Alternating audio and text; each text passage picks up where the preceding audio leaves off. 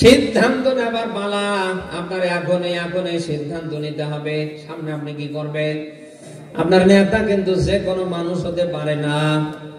আপনার নেতা হবে ওই মানুষটা যার জীবনে আল্লাহর কোরআন পাবেন, যার জীবনে আল্লাহর বিধান পাবেন, যার ভেতরে তাকওয়া পাবেন, আল্লাহর ভয় পাবেন। এই মানুষটাই একমাত্র আপনার নেতা হতে পারে। সূরা নিসার 59 নম্বর আয়াতে ব্যাখ্যা পাবেন।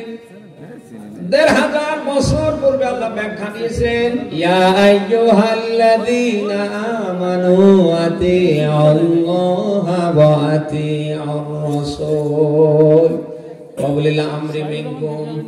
আয়াতটার দিকে খেয়াল করেন। এখানে আল্লাহ সাধারণ কোন মানুষের নাম ধরে ডাক দেয়নি। যাদের ঈমান আছে, যাদের বিশ্বাস আছে, এমন কোয়ালিটিফুল সম্পূর্ণ ঈমানদারদের ধরে আল্লাহ ডাক দিলেন। ডাক দিয়ে আল্লাহ বসে নেই। আল্লাহ তাআলা বলেন, আতিউল্লাহ ওয়া আতিউর রাসূল, আমি আল্লাহ আমার রাসূলের ইতাআত করো। কে বলছেন জানো? আপনাদের মনে হয় কষ্ট হচ্ছে না? আল্লাহ শব্দের আগে আতিউ, রাসূল শব্দের আগে আতিউ। এই আতিউ ফেল ভার্ব ক্রিয়া। সব আলেমরা ব্যাখ্যা দিয়েছে, আল্লাহ শব্দের আগে আতিউ, রাসূল শব্দের আগে আতিউ, এটা ফেল ভার্ব ক্রিয়া। আল্লাহ এবং তার রাসূলকে মানতে হবে, তার বিধান মানতে হবে, চোখ বন্ধ করে, কোনো প্রশ্ন করা যাবে না। কিন্তু ওয়া উলিল আমরি মিনকুম, যারা আপনি নেতৃত্ব মানবেন, আগামীর সমাজে রাষ্ট্রে যাকে আপনি নেতা হিসাবে মানবেন, তার আগে কিন্তু আতিউ শব্দ নেই। কথা কি শুনতেছেন? আপনি কিন্তু আল্লাহ এবং তার রাসূলকে যেভাবে চোখ বন্ধ করে মানবেন, আগামীর সমাজে রাষ্ট্রে যিনি নেতৃত্ব দেবে, যার নেতৃত্ব মানবেন, আল্লাহ এবং রাসূলের মতো করে চোখ বন্ধ করে মানতে পারবেন না। আপনি যদি ওকে মানতে চান, মসজিদের ইমাম যেভাবে নিয়োগ দিয়ে মানেন, আপনাকে ওইভাবে মানা লাগবে। মসজিদের ইমাম কিভাবে নিয়োগ দেওয়া হয়? আন্দাজে একজনকে ধরে সামনে দাঁড় করাই দিলেই হয়ে যায় নাকি? সপ্তাহের পর সপ্তাহ, মাস, 6 মাস পর্যন্ত ভাইবা চলে। ইমাম সাহেব সুন্দর করে কোরআনের তেলাওয়াত করতে পারে কিনা, সুন্দর করে আলোচনা করতে পারে কিনা, ইমাম সাহেব দেখতে সুন্দর কিনা, ইমাম সাহেব ফাজিল কামিল দাওরা হাদিস পাস কিনা, সব একটার পর একটা দেখার পরে তার যোগ্যতার ভিত্তিতে নিয়োগ দেওয়া হয়। বলে না কেন? সামান্য মসজিদের একটা ইমাম বানাতে গিয়ে যদি আপনি এত কিছু দেখেন, আগামীর 2 উপজেলার জন্য যাকে আপনি চেয়ারে বসাতে চাচ্ছেন, বাজার নেতৃত্ব সামনে আপনি মানবেন, তারও ওই রকম যোগ্যতা দেখে শুনে বসার দরকার আছে না নেই? আপনি কি পারবেন? পারবেন।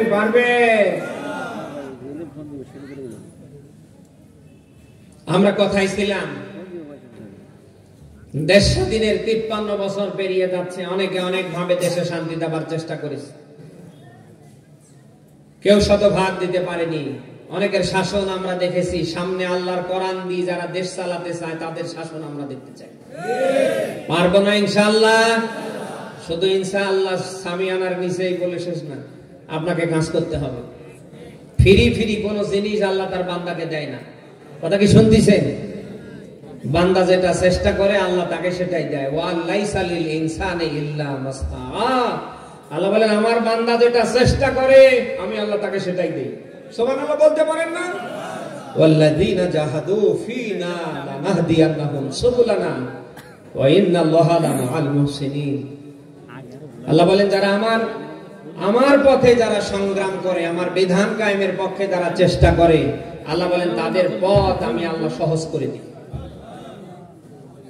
আল্লাহ কি ফ্রি কোন জিনিস দেয়?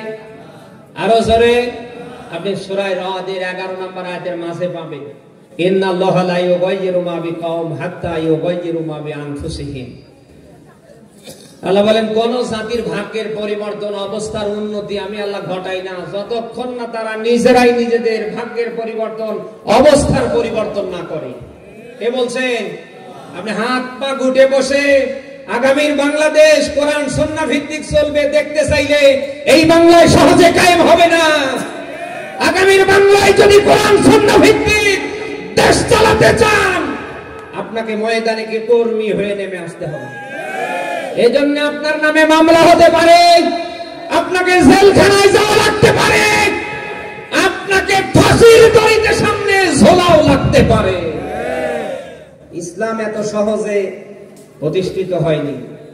যুগে যুগে ইতিহাস দাঁড় করেন, আল্লাহর ইসলাম জমিনে জিন্দা হবার পেছনে অনেক মানুষের রক্ত ঝরেছে, অনেক মানুষ পরিবার সহ জীবন দিয়েছে।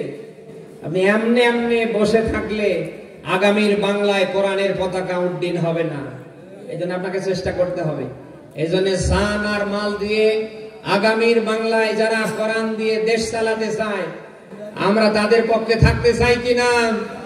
কারা চাই দেখিলেন নাহে থাকবে। আল্লাহ সালাম কবুল করুন। দরুদ ও সালাম মানবতার মহান নবী মুহাম্মদ রাসূলুল্লাহর উপর বর্ষি সাল্লাল্লাহু আলাইহি ওয়াসাল্লাম। আমি আপনাদের সামনে সূরা হুজরাতের 13 নম্বর আয়াতের শেষ অংশ পড়েছি। আমি কি ব্যাখ্যায় যাব না শেষ করে দেব? থাকবেন আপনারা? একটু জবান খুলে বলেন আউযু বিল্লাহি মিনাশ শাইতানির রাজীম। বিসমিল্লাহির রহমানির রহিম। ইন্না আকরামাকুম ইনদাল্লাহি আতকাকুম ইন্নাল্লাহা আলিমুন খাবীর।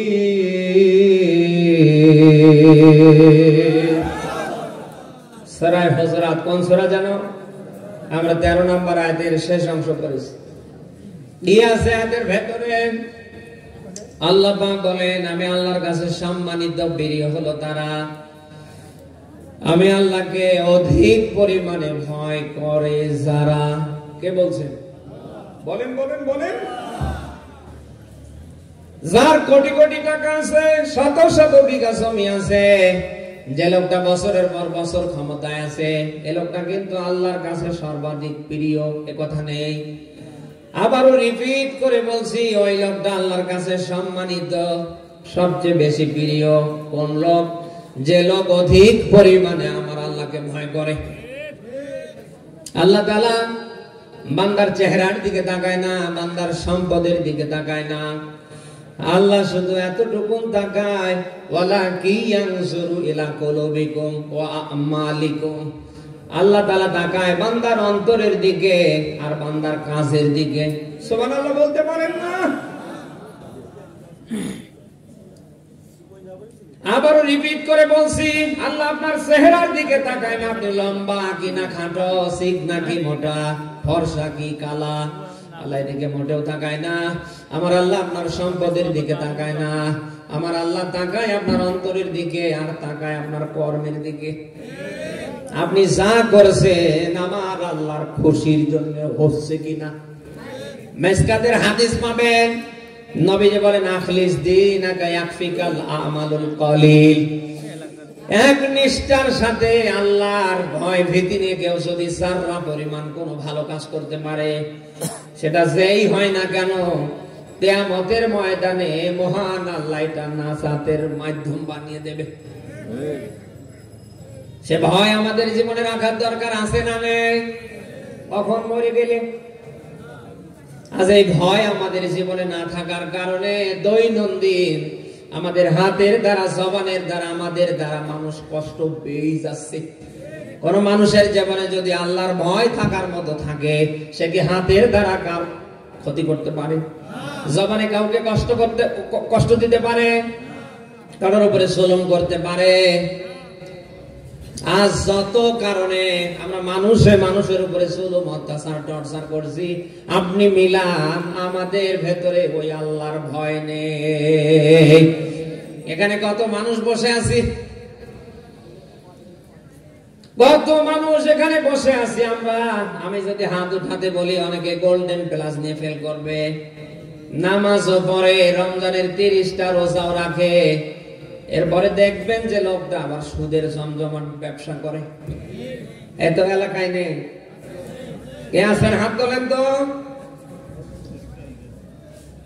কারোর জীবনে যদি আল্লাহর ভয় থাকে ওই লোকটা সুদের লেনদেন করতে পারে, ওজনে কম বেশি করতে পারে, কারোর জমির আইল ঠেলে নিজের জমি বানাতে পারে। বলেন আজ পারছে, আমাদের ভেতরে আল্লাহর ভয় নেই। গোটা কোরআন শরীফে ভয় সংক্রান্ত যত আয়াত আমি পেয়েছি, এক এক করে যদি এক জায়গায় নোট শুরু করে দিই 10 পারা পেরিয়ে যাবে। আল্লাহ তাআলা ভয়ের কথা এত দিলেন কেন? কারণ আছে না নেই? আল্লাহ ভালো করে জানে পৃথিবীতে আমার বান্দা বান্দিগণের ভেতরে যদি আমি আল্লাহর ভয় থাকার মতো থাকে, তাদের হাতের দ্বারা জবানের দ্বারা তাদের আচরণে কেউ কষ্ট পায় না, সামনে পাবে না। সূরা আলে ইমরান 3 নম্বর সূরার 4 নম্বর পারার 2 নম্বর পৃষ্ঠার 102 নম্বর আয়াতের প্রথম অংশে পাবে। আল্লাহ তাআলা সকল ঈমানদারদেরকে আয়াতে ডাক দিলেন। ডাক দিয়ে আল্লাহ বসে নেই, ইত্তাকুল্লাহা হাক্কা তুকাতি। আল্লাহ বলেন ভয় করো আমি আল্লাহকে করার মতো। কে বলছেন? আল্লাহ। আরো জোরে বলেন। আজ আমাদের ভিতরে ভয় নেই। আদর্শ রাসূলের সাহাবীদের দিকে তাকান, দুনিয়ায় জিন্দা থাকতে জান্নাতের সার্টিফিকেট পাওয়ার পরে ওরা রাতের বেলা ঘুমাতে পারতেন না। কেউ সারা রাত দাঁড়িয়ে নামাজে কাটাতেন, আবার কেউ সারা রাত চিল্লিয়ে কোরআন পড়ে কাটাতেন, আবার কেউ কবর দেখা মাত্রই যেন থমকে দাঁড়াতেন। দুনিয়ায় জিন্দা থাকতে জান্নাতের সার্টিফিকেট পাওয়ার পরে এই লোকগুলির যদি এই হয়, আজ আমাদের নামাজ নেই, কালাম নেই, আল্লাহ নাই, রাসূল নেই, আখিরাত পরকাল কিছু নেই, আছে শুধু কি করে আগামীর ক্ষমতার শেয়ার দখল করা যায়। বলেন না কেন? আছে শুধু কি করে কাঠ ঠকিয়ে 10 টাকার মালিক হওয়া যায়। আরে ভাই, রাসূলের সাহাবীরা জিন্দা থাকতে জান্নাতের সার্টিফিকেট পেয়েছে, রাসূল দেখিয়ে দিয়েছে এই জান্নাতি। এরপরেও রাতের বেলা বিছানায় পিঠ দিতে গিয়ে ঘুমাতে পারেনি। রাতের বেলা দাঁড়িয়ে কেউ নামাজ আদায় করেছে, আবার কেউ কোরআন তেলাওয়াত করে সারা রাত কাটিয়েছে, আবার কেউ কবর দেখা মাত্রই ছোট্ট বাচ্চার মতো ডুকরে ডুকরে কান্না করেছে। তাদের যদি এই অবস্থা হতে পারে, আজ আমাদের হয়ে গেল কি? কিসের ধান্দায় কি করছেন? কিসের মাস্তানি করেন?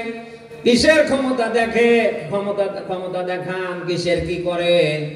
আপনার মতো হনুমানকে সাইজ করতে কিন্তু আল্লাহর সেকেন্ড লাগবে না। একটা বার কি বিবেকে বাঁধে না যে আমি তো দুনিয়ায় চিরদিন থাকার জন্য আসিনি, থাকতে চাইলেও তো আল্লাহ আমাকে রাখবে না। আমি কি নিয়ে যেতে পারবো? আমার জীবনের শেষ সম্বল তো 3 টুকরো সাদা কাপড়। আমরা যারা এখানে আছি, আমাদের সকলের শেষ সম্বল কি 3 টুকরো কাপড় না? বলেন বলেন, এই 3 টুকরো কাপড় ছাড়া কি যাবে বলেন? এই যে দামি পোশাক, দামি ঘড়ি, মাথার টুপি, পায়ের জুতো, আমার দামি লেপ তো সব খাট পালং, ব্যবহার করা যত জিনিস, আমি মরে গেলে কোনটা আমার সাথে যাবে? আরে ভাই, আমার সাথে তো যাবে মাত্র 3 টুকরো সাদা কাপড়। আপনি এত ক্ষমতা দেখেন কেন? এত অহংকার কেনই বা করেন? এত মাস্তানি বা কেন করেন? আপনার চোখের লাইট আছে যতক্ষণ আপনি মনে করছেন কি হনুরে, আপনার এটা চলবে ততক্ষণ। চোখের লাইট বন্ধ হতে দেরি, এগুলি সব আপনার থেকে পিছু টান দিতে দেরি না। অতএব আইসেন একা, আপনি যাবেন একা। আসার বেলায় যেমন কাউকে আনতে পারেননি, যাবার বেলায় যাবেন আপনি কাউকে নিয়ে যেতে পারবেন না। আসার বেলায় যেমন খালি হাতে এসেছেন, যাবার বেলায় খালি হাতে যাবেন, কেউ কিছু দেবে না। যার নাম কবর তার রাখে না কেউ খবর। কত মানুষকে নিজ হাতে মাটি চাপা দিয়েছেন, দেখেন তো 10-20 বছরের ব্যবধানে কেউ তার নাম নেয়? বলেন বলেন বলেন। আরে ভাই, আপনিও তো ওইভাবেই চলে যাবেন। আজ না হোক কাল, কাল না হোক পরশু, টুডে এন্ড টুমরো। যাওয়া লাগবে কি লাগবে না? বলেন। ওই রকম তো আপনারও নাম নিশানা মানুষ নেবে না। অন্তত যা করছেন অন্তত একটু ব্রেক ধরেন, একটু চিন্তা ভাবনা করেন। মরে গেলে পরে যেন মানুষ আপনার জানাজা পর্যন্ত আসতে পারে। কিন্তু আপনি এমন আচরণ করেছেন, এখনো মরেই যাননি, আজরাইল আসতে 10-12 বছর বাকি আছে, এখন এই মানুষ তাহাজ্জুদ পড়ে আপনার বচনে বদদোয়া করছে। আশা করছি এরকম আচরণ করবেন না, এমন জীবন করিবেন গঠন মরার পরে যেন কাঁদে ভুবন। অন্তত মানুষ যেন জানাজা পর্যন্ত আসতে পারে, চোখের দুই ফোঁটা পানি ফেলে যেন বলতে পারে আল্লাহ অমুকের বেটা ভালো ছিল। আপনি দেখতে পাচ্ছেন না কত মানুষ মরে যাচ্ছে, ফেসবুক গরম হয়ে যাচ্ছে। মানুষ মরে গেলে স্বাভাবিক ভাবে আমরা দেখি সবাই পরে ইন্না লিল্লাহ, আবার দেখি অনেক মানুষ দুনিয়া থেকে বিদায় হচ্ছে, মরে যাচ্ছে, ফেসবুক গরম হয়ে যাচ্ছে, কেউ ইন্না লিল্লাহ লেখে না, সবাই লিখে আলহামদুলিল্লাহ। আপনি কি টের পাচ্ছেন? মানুষ মরে যাবার পরে আমরা দেখি মানুষ সবাই দোয়া করে ইন্না লিল্লাহ, আবার অনেক মানুষ মরে যায়, আমরা দেখি ফেসবুক গরম হয়ে সবাই লিখছে আলহামদুলিল্লাহ। আপনার ইন্তেকালের পরে মরণের কথা শুনে মানুষ যদি খুশি হয়, আপনাকে তো কিয়ামতে টেরাকে করে আল্লাহ জান্নাতে নেবে।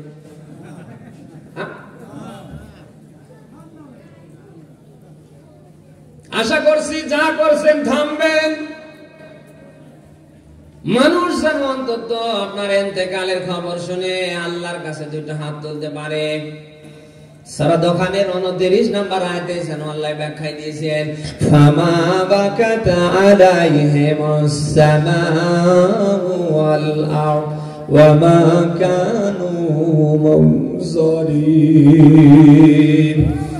আল্লাহ বলেন অতঃপর এমন কিছু মরণ আছে যার মৃত্যুতে আসমানও কাঁদে না, জমিনও কাঁদে না, আমা কানু মুনজারিন, তাদেরকে অবকাশ দেয়া হয় না। কে বলছেন? বলেন বলেন বলেন।